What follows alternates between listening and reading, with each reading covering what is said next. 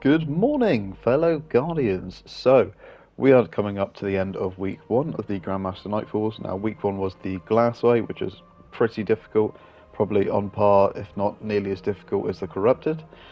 Now, moving on from there onto week two is going to be the Insight Terminus. If we can have a look at the triumphs here, it's probably going to be the Insight Terminus. So, this has been out two times in previous seasons, so it should be pretty easy to prepare for. Now, I've done a few builds on each character just to sort of give you an idea of different things you can run. Now, first off, I'm going to start on the Warlock. Now, we found this was essential in the Glassway just gone, so we thought we'd do another build for it this week. Now, the Warlock was incredible, mainly because of stasis.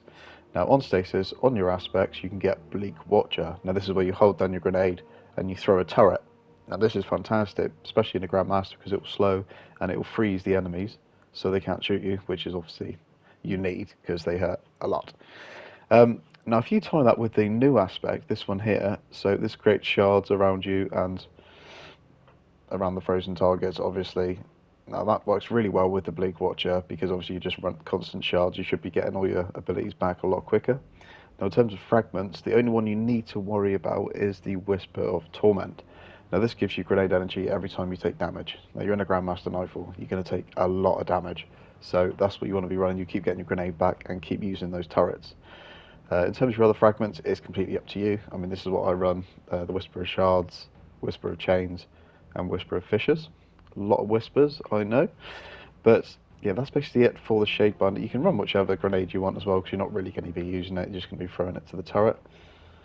In terms of exotics to pair with that, now there's two I'd probably recommend. One is probably more to do with the actual stasis build, which is the Verity's Brow. So every time you get an energy kill, it boosts your grenade damage, which helps a lot with your turret that keep constantly freezing enemies. Now, if you haven't got that or you don't want to do it, you can always run Aeon Souls. Now, this is a very old sort of year one exotic, mainly because of the last mods that you can now put on it. You can now do so if you get a finisher on an elite, you get a special ammo for your whole fire team and generate heavy ammo as well. So that's really helpful for your fire team, but the only downside is you have to get close to these champions to do it. Okay, so moving on from there in terms of weapons. Now, some of you probably remember anyway, the Insight Terminus is mostly void with a tiny bit of Arc Harpies in there, and in terms of champions there is Unstoppable and Anti-Barrier. So, because it's such a long nightfall and there's a lot of like long rooms and things, I'd probably recommend going for more ranged weapons. And as the Anti-Barrier this season is the Scout Rifle, I definitely recommend chucking on a Scout Rifle. So, this is one of the first builds I've got, which is the Hung Jury with the Salvation Salvo and an Anarchy. Now, the reason I've got two grenade launchers is because on your artifact, you will see that you can get an unstoppable grenade launcher. Now, this is fantastic, especially if you pair it with Anarchy, because you pop two Anarchies on him, it'll probably stun him twice, and it'll keep the damage on him as well, so you don't have to worry about it. You can just pop two of those and not have to worry about that unstoppable. And in terms of anti-barrier, obviously Scout Rifle for the range. Now, you can go for the auto rifle if you want to, but you want to try and stay back a bit and try and stay at some sort of range from that. But yeah, that's basically build number one from there, and obviously if you run it with Breaching Clear as well, and anything else you want to be running. Now, you will notice on here as well, my Warlock, I'm running a lot of Discipline mods. Now, this is because to get the grenade back quicker, so this whole build is built around me getting that grenade back and throwing the turrets just to help the team. And obviously, if you are the Warlock as well, keep popping your rifts down. It helps tremendously. Okay, so let's move on from there onto the Hunter, if it's going to let me change. Maybe not.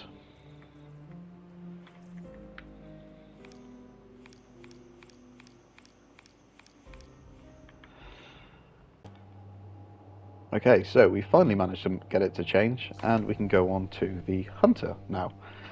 So the Hunter, now this one is, we've done this two ways. We've done it with Stasis as a Hunter, which helps amazingly because of the super at the end when you're on those final three plates. When you time it right with the enemies coming out, you can jump on the plate. The Hunter would throw down a Stasis, Silence and Squall, and you can capture that plate while they're all freezing. Now that is amazing for the boss room, but throughout the encounter throughout the whole Grandmaster Nightfall, the void is really, really helpful, and also it gives you a little bit of that void energy shields as well, because it's mostly void. Now, in terms of the void build, obviously bottom tree to make your teammates invisible with on the Oculus or Sith Coyote. You'll see that a lot, because this is what I use pretty much all the time. In terms of weapons as well, you probably see I use Succession, which is what I always use on the Hunter, and an Imperial Needle. Now, I did this last time. It was no use last time, in the last season's Inside Terminus, but I just quite enjoyed it, and it was really helpful for the range and the damage as well. But it's up to you what you want to use. If you've actually got a Royal Chase scout rifle, which is a void scout rifle, you can chuck that on. That's probably much better than anything else. I haven't actually got one, but you can get one of those, and that would help with the anti-barrier as well. And obviously, if run Anarchy if you want to do that with unstoppable grenade launcher and things. But yeah, ideally you'll probably want 2 anti-barrier scouts.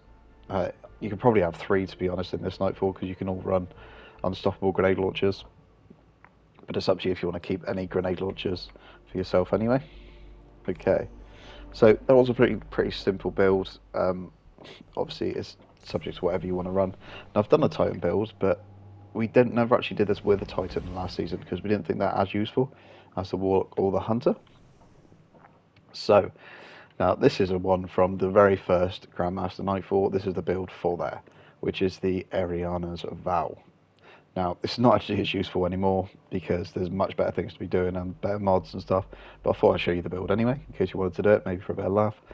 But the Ariana's Vow, if you get it masterworked, it actually increases the magazine to 9, which makes it much more useful. Now, it's got a hidden perk, which is the anti-barrier champions. That's what will break the shields off. So you can run that, and it's got amazing range on it, which is definitely worth doing, and it does quite a bit of damage as well. Now, you can tie that with a void grenade launcher or void rocket launcher for all the void, and obviously if you're super wise, you can just run middle tree void with Ursa Furiosas to get you some damage. And I put a sidearm on there just for like primary ammo, unstoppable grenade launcher. Now, this is not a build we're going to be running. We're probably not going to be running a Titan at all. The best thing we're probably going to be recommending is 2 Warlocks with that stasis and 1 Hunter for the invis just going through. That seems to be the best way forward so far. But yeah, that's pretty much it, guys. Going back to the Warlock though, in terms of the stasis build, you've got the whole stasis there. Obviously run that with Healing Rift and those 2 aspects. Now, if you haven't got the newest one, don't worry too much. You can always run it with like other different things. You can run it with the Ice Flare bolts as well. But yeah, that's pretty much it. Obviously, if you've got more of a void grenade launcher, that'd probably be even better, because there's not much arc in here. As long as you've got 1 person covering arc, you'll be fine. But there is a lot more void. So, as I said earlier, if you've got the Royal Chase, you can chuck a Royal Chase on with a kinetic, like ignition code, for example, with a Royal Chase would be amazing. But, yep, that's basically it from me, guys. Another thing to mention as well, on the Warlock, if you were to run arc armor pieces, you can run them with Radiant Light and Powerful Friends, just to give you a bit of mobility and a bit of extra strength as well. But yep, that's it from me, guys. Hopefully you get on alright with this week's Insight Terminus, and yeah, enjoy. If you do use anything else though, just let us know, and let other people sort of see what else you're running as well. But yeah, thank you very much, guys, and toodles.